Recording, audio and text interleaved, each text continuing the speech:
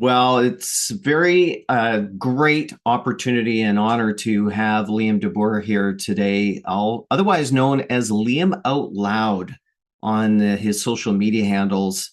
He's very active on Instagram, Twitter, Facebook, anything that you can go and see.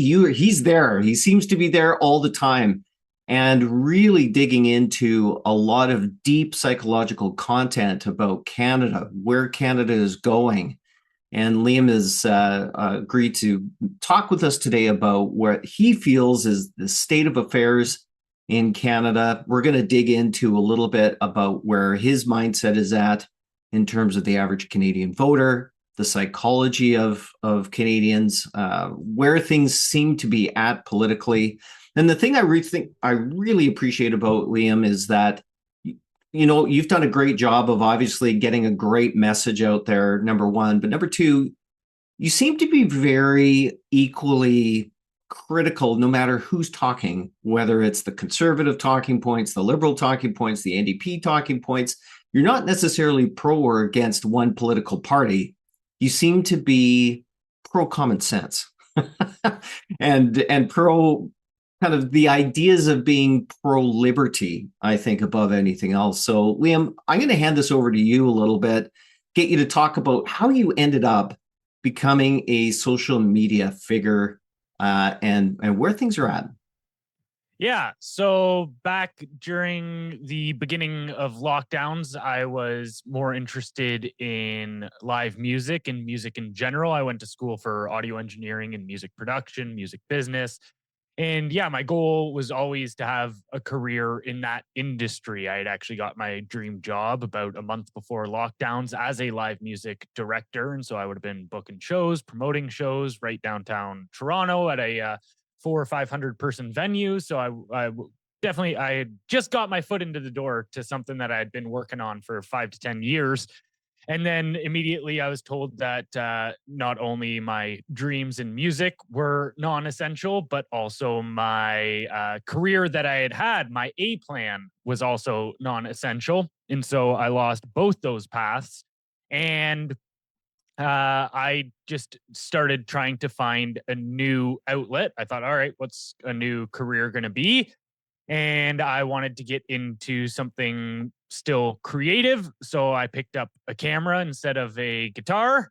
And during lockdowns, obviously, there wasn't much to go out and do or shoot or that kind of thing. So, and I had to learn video editing somehow. And so I thought, all right, let me just make some videos writing my thoughts, and I'll do essentially monologues and I'll learn video editing this way. And then, yeah, it just kind of steamrolled to the point where quickly yeah, I had always thought, all right, this is going to be, I'll be doing weddings and I'll be doing corporate videos and this kind of stuff. And then quickly just the philosophy and the psychology, essentially the thing that I was using as a vessel for video editing became the thing itself. So I've just been pursuing that more and more. It has definitely been a strange path, but I'm just riding the wave and seeing where it goes.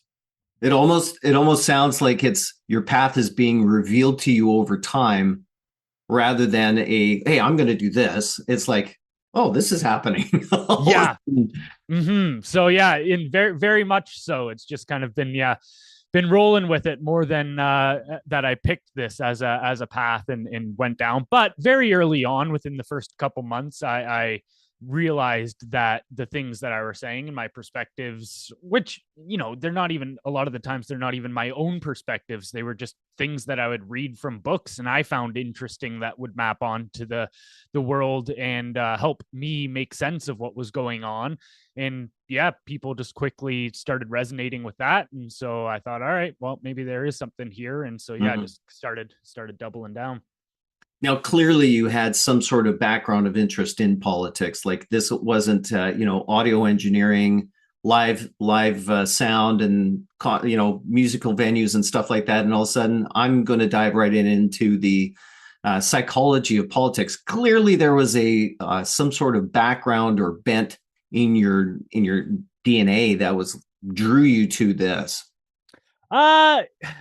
I mean, maybe it was never really an interest of mine growing up. My family is very apolitical. These are things that we never would talk about, at the dinner table. It's not that we would argue or agree on anything. It wasn't a conversation. Pretty normal childhood. I never went to school for this stuff. It was mostly just when politics essentially entered my life, which I felt through the lockdowns and through, essentially being told, like, hey, now by policy and decree, we're telling you what you can and can't do with your life. Then it kind of felt like, well, politics has taken an interest in me, so I guess I need to figure out why.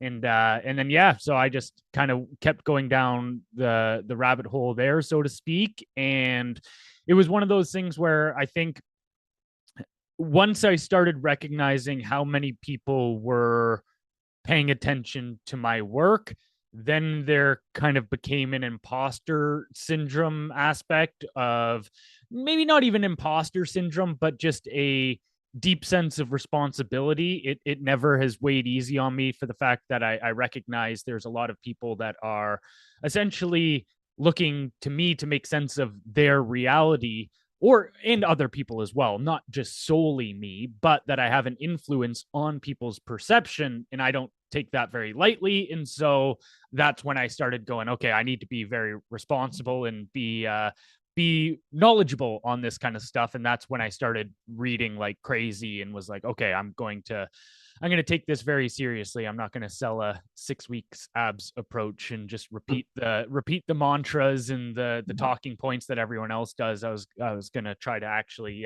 get to the bottom of it. So That's really cool. I think one of the things that I have personally witnessed, because I have been pretty much following you for quite a number of years, it seems like now, is your growth and development. So you can really tell that you are still continuing to actively grow, develop, and read and get new information that you're sharing, rather than, to your point, kind of recycling the same old, as it were, on your channel. So I'm really loving kind of the growth of the channel, not only in terms of viewership and production and things of that nature, but also the content is really great in terms of its growth and its trajectory.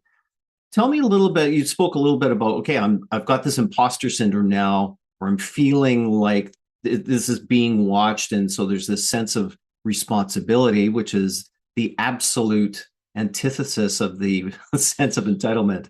But tell me a little bit about some of the first books you read, and that leads maybe into the second question, which is, recently you put out a top 10 book list. Tell me a little bit about that book list as well. Yeah, I more so, when I first started reading, I wanted to become a reader, and this was during the first few months of lockdowns. I thought, okay, there's never a better time, and so it just started out with me saying, all right, I'm going to read for 15 minutes a day. I didn't really have specific books I was looking to gravitate towards. I think the first book that I started reading again was Thinking Fast and Slow by Daniel Kahneman, who is that's a very popular one, but it's all about the difference between our conscious thoughts and our rational mind, and then our subconscious or unconscious, which is essentially the machinery that runs underneath our conscious mind. And so that was kind of my first step into something deep on the psychology side. And then from there, I just started trying to go after the classics to wrap my head around, whether it be Orwell, whether it be philosophy classics, Plato, Nietzsche, and so on.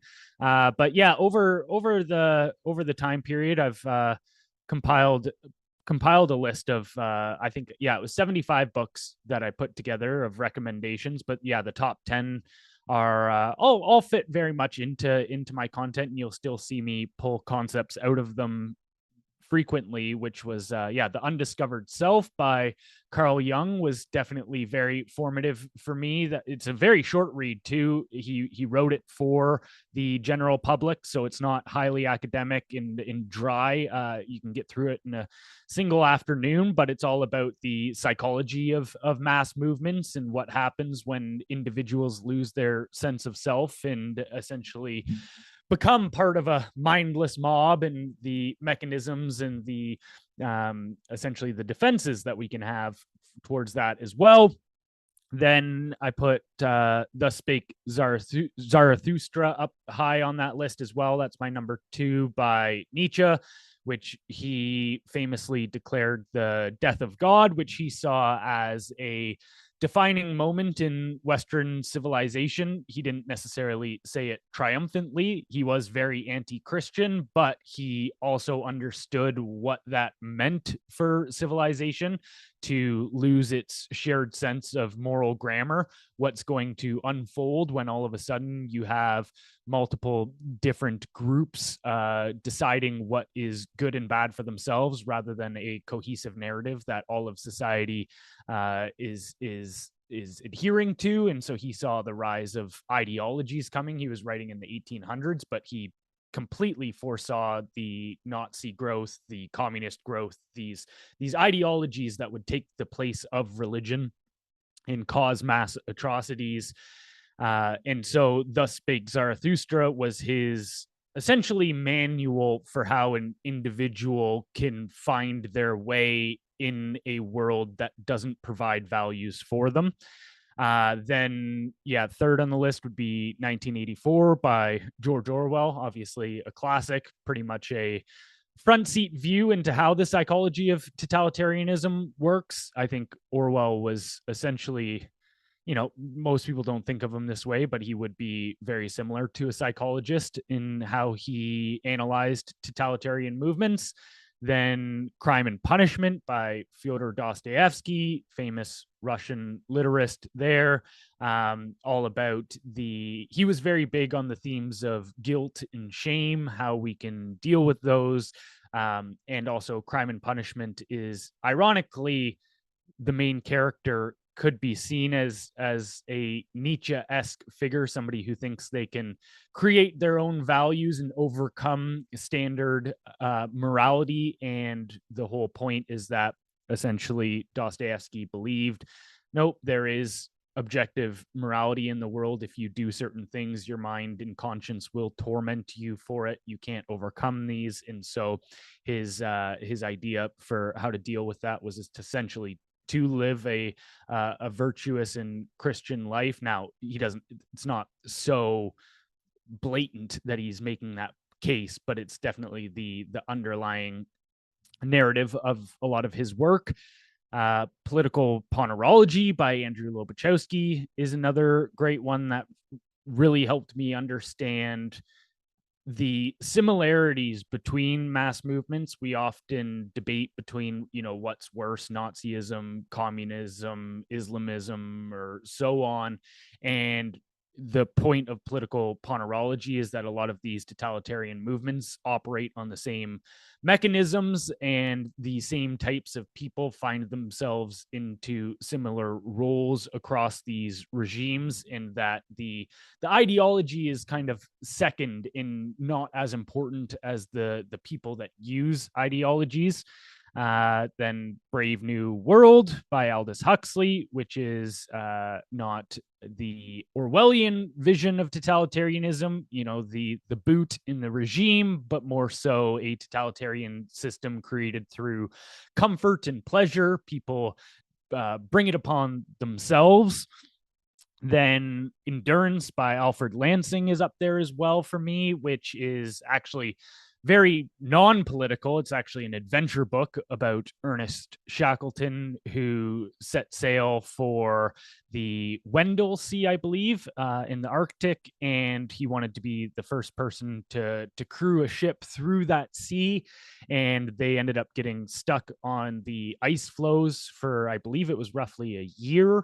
And so it was him and his crew finding their way back from being stuck in the Arctic. And so that was just a masterclass in leadership and human resilience. And it's one of the few books I've ever had a hard time putting down. A lot of the books I try to read are pretty easy to put down.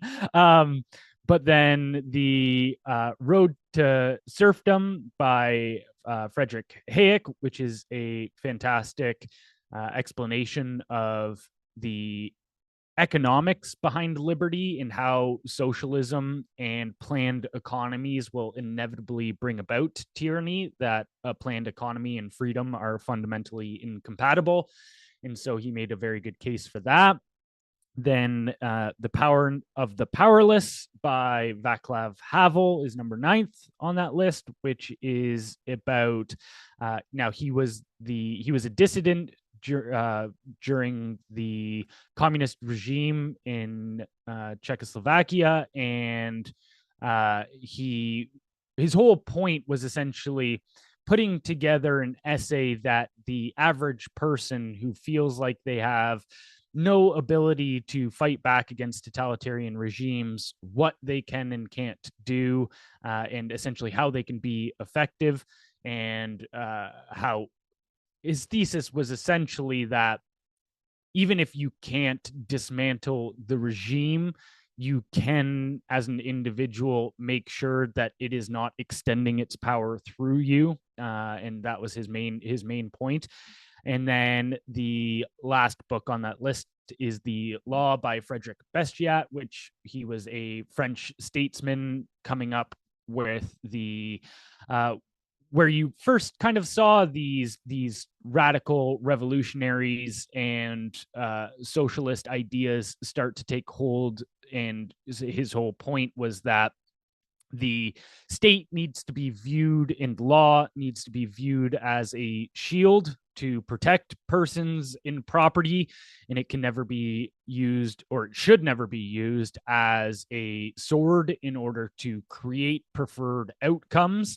That as soon as you make that switch from viewing the government as an institution which is supposed to make sure certain negative scenarios don't happen, like crime, for instance. And as soon as you start imagining the government as an institution to bring about your preferred world, then all of a sudden it becomes a war of all against all, where different groups and tribes are going to start using the government to benefit their own personal group. And I think we are definitely seeing that play out now. So, yeah, sorry, that was a very long winded explanation, but that's essentially my top 10 list there. That's amazing. I love the Shackleton story because it's like whatever and I'm going to butcher the quote, but whatever was in the newspaper when he said chances of survival, almost nothing, certain doom, probable. and the amount of people that actually signed up for that, I think that really speaks to the whole Nietzsche, Dostoevsky issue of finding, well, even Viktor Frankl, In Search of Meaning, right? This idea that men need purpose. Right. They need to be able to perform, have capacity, but purpose. And I think this is just a human issue, is the idea of lacking purpose. We then look for purpose in other things that are not as productive. For sure. And to your point about what we can do as an individual to fight maybe our gravitational pull towards participating in regimes and recognizing it, number one. But I think a man on fire is always going to be anti-government to a necessity, a certain degree. A lot of those books I have behind me and have read. The Law actually was my first foray into economics and politics back when I was, I won't tell you how old I am now.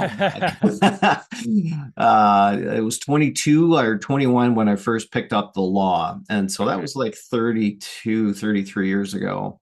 And this is still affecting me today and has affected the trajectory of my life, my growth into things like the Austrian school, the Hayeks, the Mises, the Rothbards, the Mengers, as a refutation of the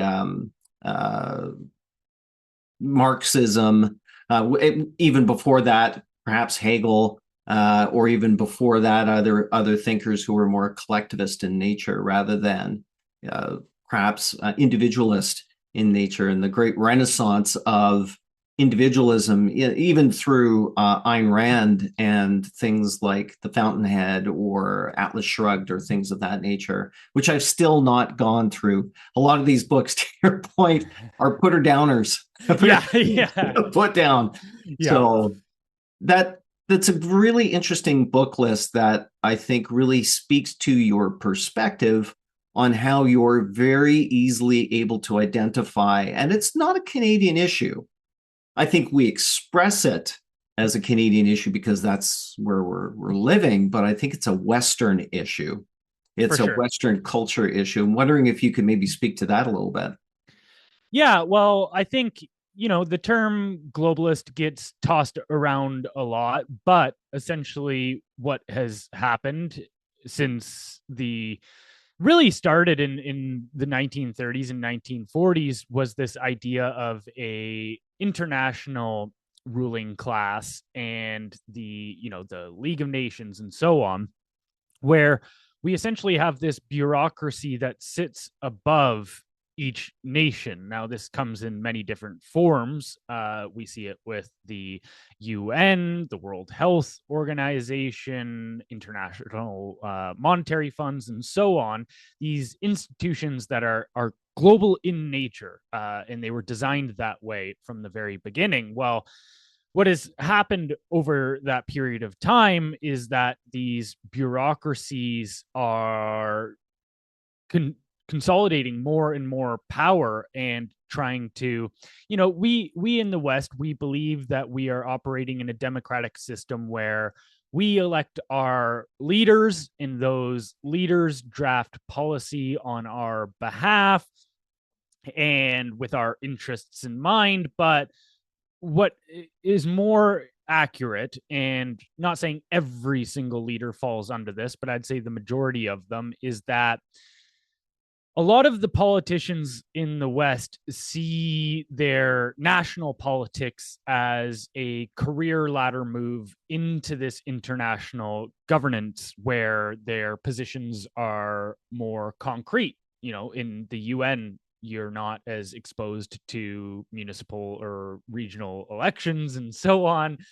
You can really build yourself a career in these institutions, whether it be UN, NATO, and so on. And so that they see that as the inevitable trajectory. And then what ends up happening is you have these blueprints. So for instance, Agenda 2030, or the World Economic Forum called it the Great Reset, but these are all the same idea for global governance structures. And so they have a bunch of different goals outlined in them, whether it be social policies, like, for instance, women's rights in pushing for equity between genders, whether it be poverty, whether it be healthcare, universal healthcare, and they want to bring that to more nations and so on.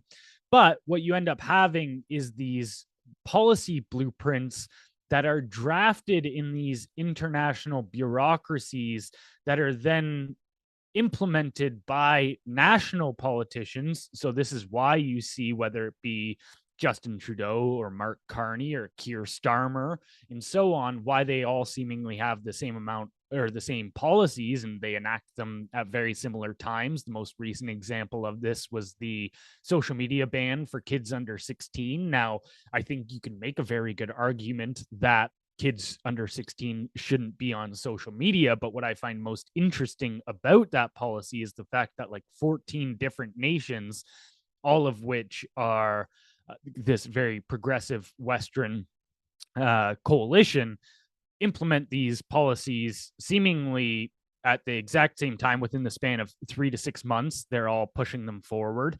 And so it's more that kind of lockstep nature than any individual policy that I find interest in.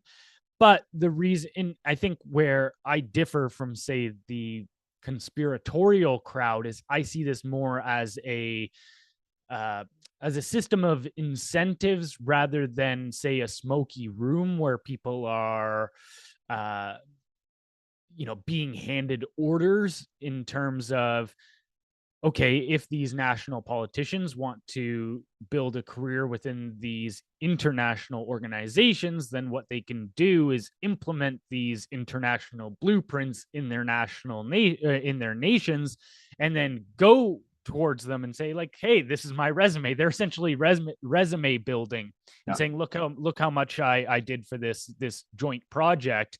I think I deserve a place within it. And so, yeah, I look at it more as incentives than directives, but this is very much happening where more and more governance is being taken out of the hands of the people of individual nations and being handed to these international institutions. And this is where you're seeing essentially a pushback with people like whether it's Trump or Rupert Lowe in the UK, in Marie Le Pen in France, and these more nationalist types. And not to say that nationalism can't have its own mass movements form out of it, or issues with rampant populism and so on, but I do very much view those movements as a pushback against this global governance structure. Yeah, I think you hit the nail on so many heads there because, to your point, nationalism can be just as an issue as progressivism. You have these greater swings from left to right in politics that say, well, we're going to do this. Well, we're going to do the opposite of this. We're going to do, for example, A. And where the other political party, nope, A is not a good plan. B is a good plan. But people just don't seem to realize that maybe plan C, a no plan, is superior to the plan of the progressive left or the nationalist right. People just don't understand the idea of collectivism. People don't understand the idea that if you're giving power to a centralized planned state, to your point about the road to serfdom, you're taking away the power from, there's never a vacuum of power. You're either giving or taking from the state, and the state never gives.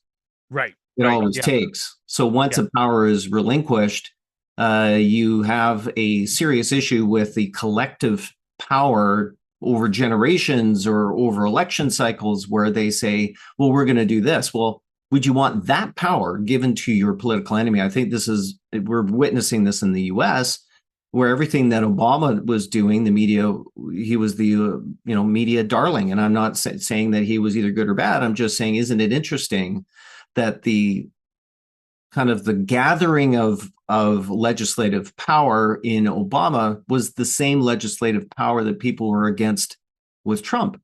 And not Right. saying that he's good or bad either. It's just that we don't think of the consequences of collective government power generally. And I Yep. think, 100%. again, we're seeing that in Canada for sure. Any comment on that?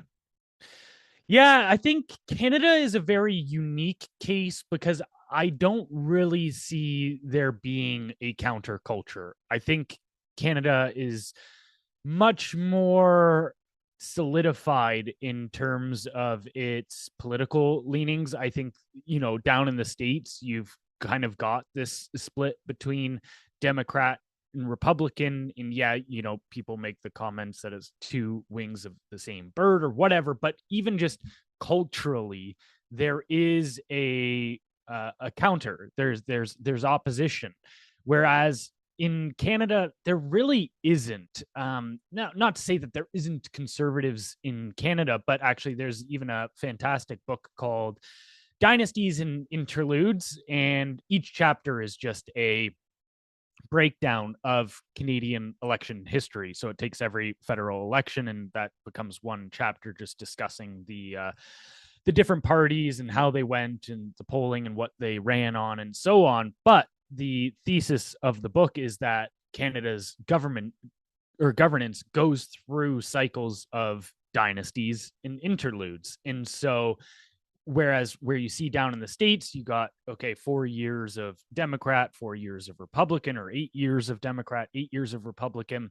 What you see in Canada instead is long reigns by a party which is typically liberal. We're talking 10, 15 years or so at a time.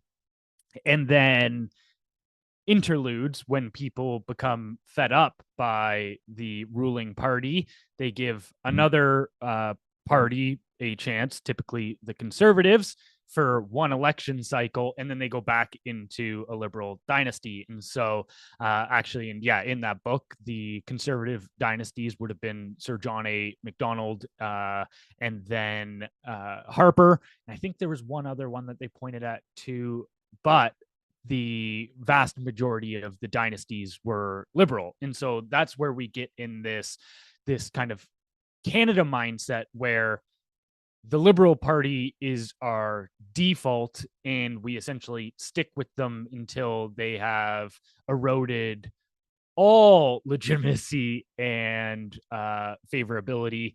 Then we protest vote them and then go right back to the Liberals later. And so, yeah, we've definitely got this more entrenched progressive culture than I think a lot of other nations where too. And I think this even comes down to our founding as well, in terms of, you look at how America was founded through revolution and war with the British, whereas Canada was kind of just a patchwork of colonies that were stitched together. It was okay. France and England were starting to look at these colonies as, not to say like that they had a negative view of them, but it was the amount of work we're putting into overseeing these colonies isn't worth what we're getting out of them anymore. And so perhaps we should just let them form their own thing in self-governance. And so it was kind of like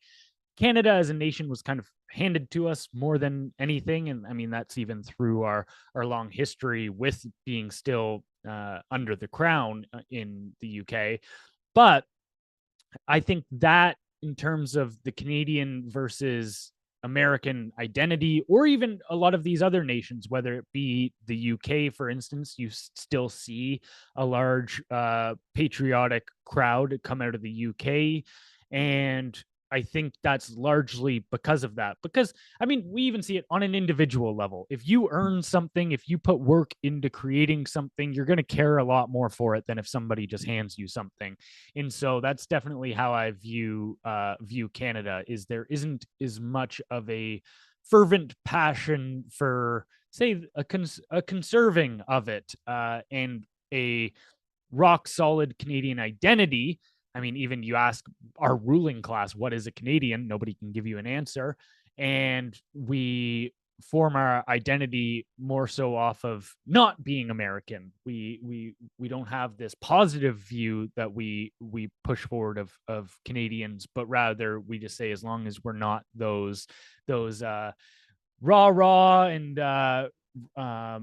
more brazen and brash Americans down to the south of us, as long as we, I mean, actually, even you see it too with our current party in office, with Mark Carney trying to more and more make it seem like Canada is a part of the European scene, right? This kind of more aristocratic style of governance, and we're now trying to get put into, yeah, even European athletic events and so on. And so yeah, I don't think we have really a strong identity in Canada, and that definitely is to our own peril.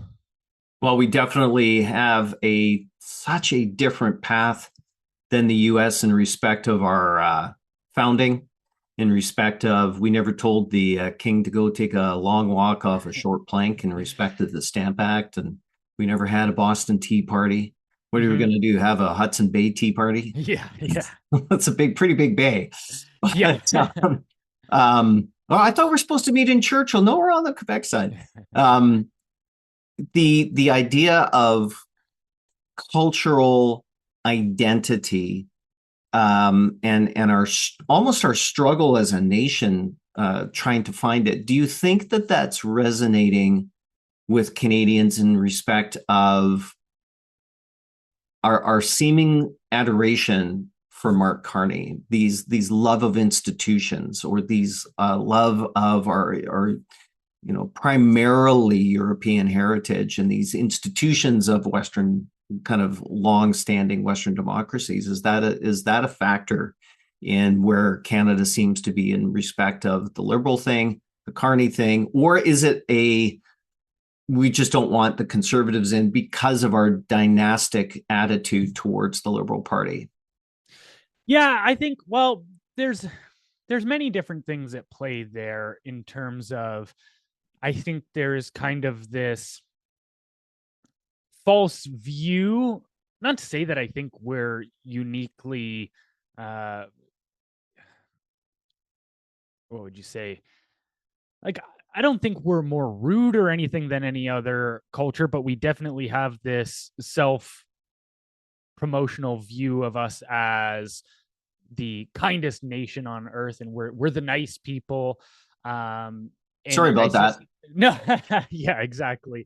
and and I think that does get reflected through into policy. I mean, even too, a great example, and this is why I think, we talked about the founding, but I think where the whole Canada identity really started going off the rails was in the 1970s. We were the first nation in history to implement a multicultural policy under Pierre Trudeau's government.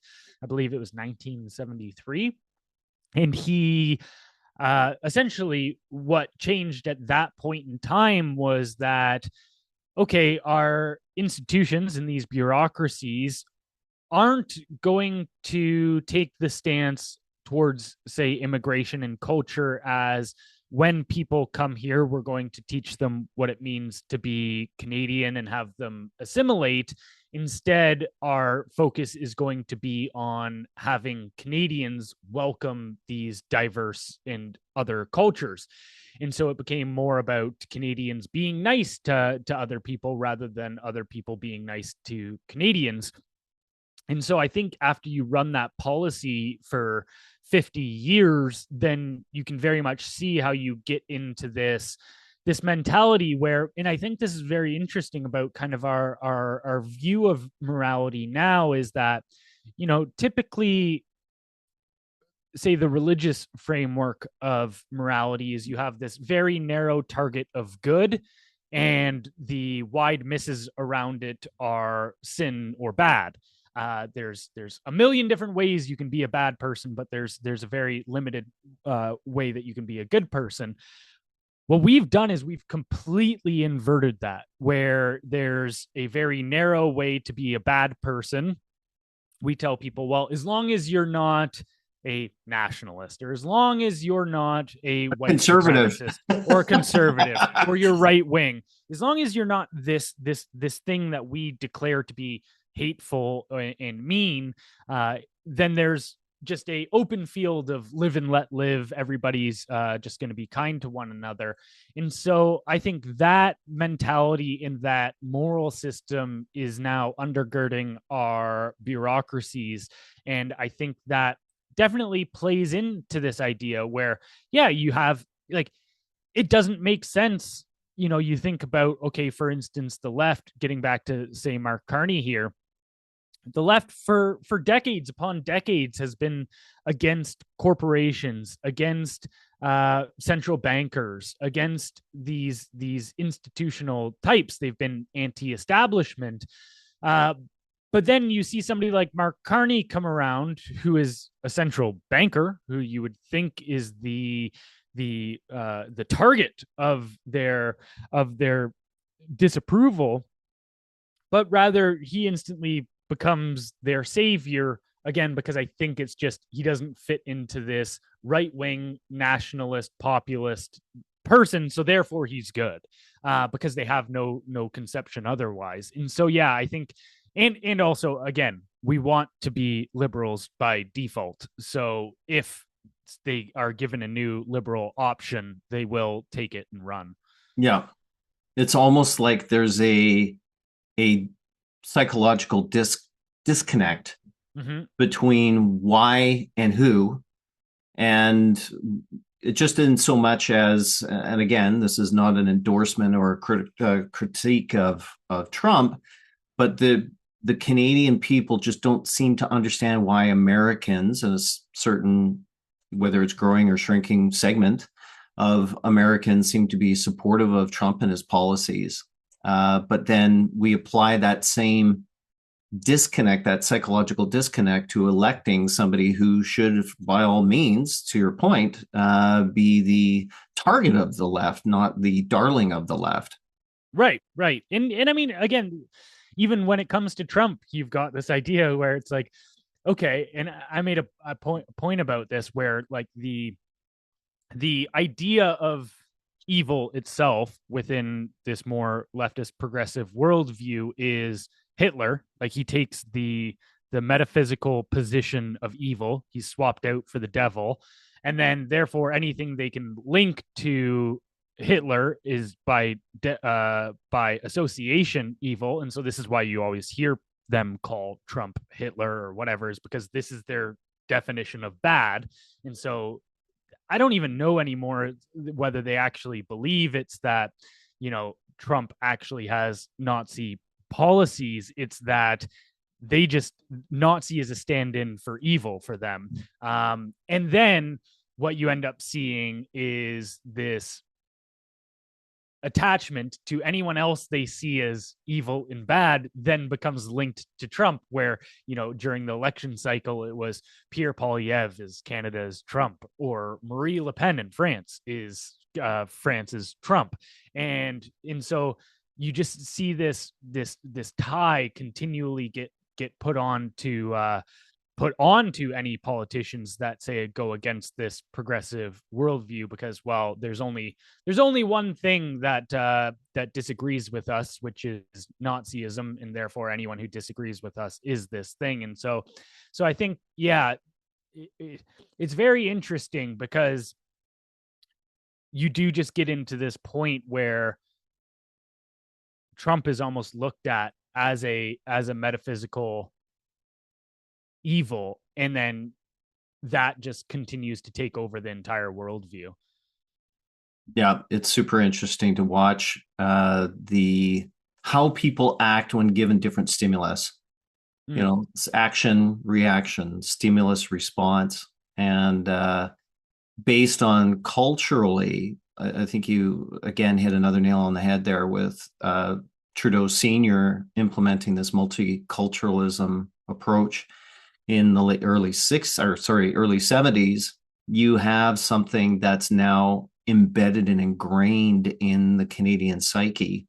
And it's, again, anything that's not multicultural must be a personification of evil, whether that's right. Hitler, Trump, anything. But certainly, communist regimes couldn't be bad. Mm-hmm. Couldn't be bad. But yet, I've got here on my shelf, I've got the Black Book of Communism, which records 100 million deaths in the 20th century by the hand of communist regimes and fascist regimes, such as the Great Leap Forward by Mao, or Pol Pot in the Cambodian killing fields, or the Bolshevik purge, and certainly the purge under Stalin in the 30s before World War II. It's just really interesting that people don't see how evil can have very multifaceted faces. And so they vote for evil, but they condemn evil. Right. Well, and I think that goes to having only one narrow conception of evil in a wide field of good versus a narrow conception of good in a wide field of evil. Because if your entire view of evil is, say, the Nazi Party, this was the only source. This is the source of evil itself. Well, then, yeah, anything that doesn't look like Nazis or anything that opposed Nazis was good. And this is where you see, for instance, like the groups that we're still dealing with today, such as the anti-fascists, which are communist militants. And they've been around since, the anti-fascists today are using the exact same imagery of the anti-fascists in Germany, the communists that were battling it out with the Nazi Party. But as long as you are, and I try to make this point to even people that follow me as well, it's like, it's not good enough to just oppose evil. Like, opposing evil does not make you good. Anybody can go out and say, I mean, actually, like, this is kind of the anti-hero arc in a lot of movies as well, right? Where they do terrible things to terrible people, and so we kind of give them a pass, but we do understand that that isn't the hero. We call them an anti-hero for that purpose. And so yeah, I think people fall into that trap. Well, as long as I condense evil into one thing, whether it be communism, whether it be Nazism, whether it be Islam, whether it be Judaism, whether it be Christianity, and as long as I then oppose that one thing that I've told myself is evil, then I'm good. And I think we're seeing that definitely take place culturally. Subjective morality. Mm-hmm. Yeah. I want to spend a few minutes before we wrap up here, Liam, on what your hopes are for, maybe you want to talk about Western culture in general. Maybe you want to specifically hone in on the Canadian experience within that. But what are your hope? Like, give me one or two of your biggest hopes for the future, and what are your biggest one or two concerns for the future, and what can we do about it?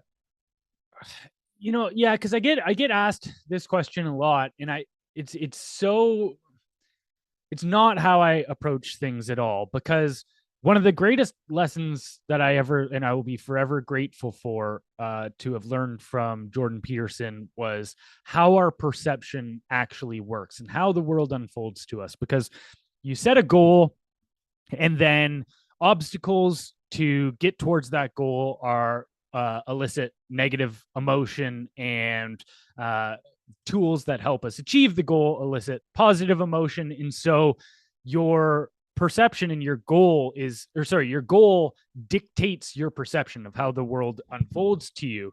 And so my goal from the very beginning has been just to understand what is happening, because I feel as soon as you take that mindset of what can we do or how do we change it, you are now telling your mind you understand it as things are, and you have the solution to fix it.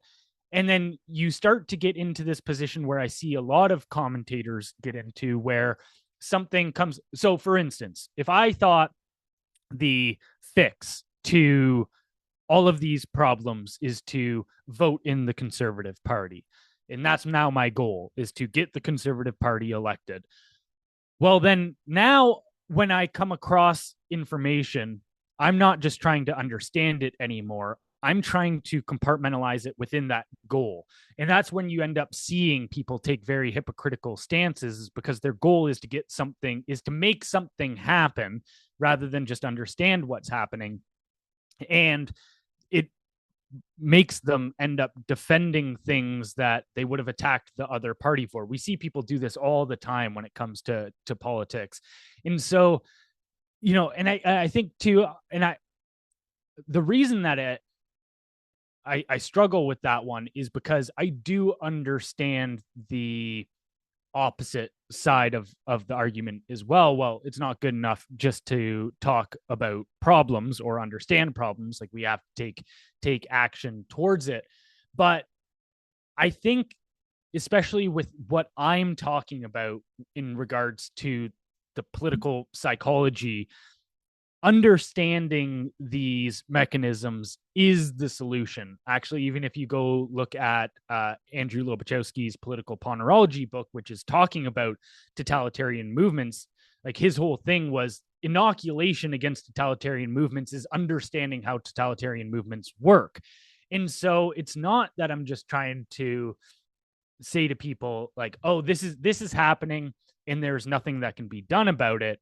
It's, hey, this is happening, and by people understanding that that is what's happening, they will take that Vaclav Havel approach of going, okay, maybe even if I can't change other people's minds, I can make sure to not tread water for this totalitarian regime.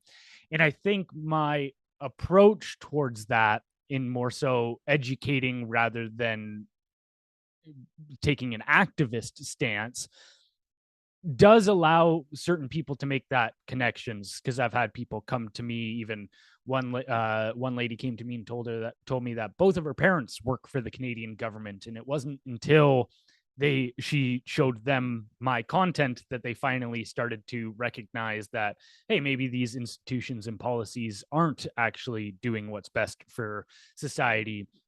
And I've had other people as well, whether it be past woke social justice warriors and activists, when I confront them with the psychology of why they take certain collectivist positions and so on, they can see this. They can see that, oh, you know what? Yeah, my life is falling apart because of bad decisions that I've made. And I have been putting my faith into this movement, believing that it will actually bring me the solutions to my life rather than me just taking responsibility for my own life. And that, I mean, that again is a very Peterson-esque message, but I believe he's very correct there, because I don't, when we talk about what can we do about it, I think replacing one collectivist movement with another doesn't solve the problem. Creating a new collective to fight against this collective, it's more so trying to unplug individuals from that mass psychology and giving them autonomy over their own life. That does pull essentially acts as a steam valve and stops these movements from rolling forward as they do. It's almost like unplugging somebody from a matrix. Pretty much, yeah. And I mean, hey, even too, when Morpheus tells Neo during that scene, he goes like, all I'm offering you is the truth. Like, I'm not offering you salvation. I'm not pretending to be your savior here. In fact, like, what ends up happening once he's unplugged from there is that you are faced with this very dystopian view. And so it and then that's where the fight truly begins, because I mean, even too, I think we see a lot of people take that cipher approach, right, where it's just like, all right, just plug me back in, and that's what I think a lot of people are searching for when they ask for what the solution is they're just like, what's the thing I can plug back into that makes me feel safe and comfortable again. It's that steak. I know this steak Yeah, is delicious. for sure. Liam, before we let you run, is there any kind of final things that you wanted to bring to our attention today, or any quotes that you want to leave us with? uh well, yeah, just I guess the it just tags on to that last point, but definitely a Carl Jung one, where the the goal should be to kindle a light in the darkness of mere being. And so, yeah, maybe you can't rid the world of darkness, but you can be a source for light within it. So that would be the move. Amazing. Liam DeBoer, it's been an absolute pleasure to have you speak to our micro audience today, Thank our you. little audience. But, I hope that we get a chance to break some bread together the next time I'm back east. And I look forward to the next conversation that you and I get to have. Myself as well. Thank you. Thank you.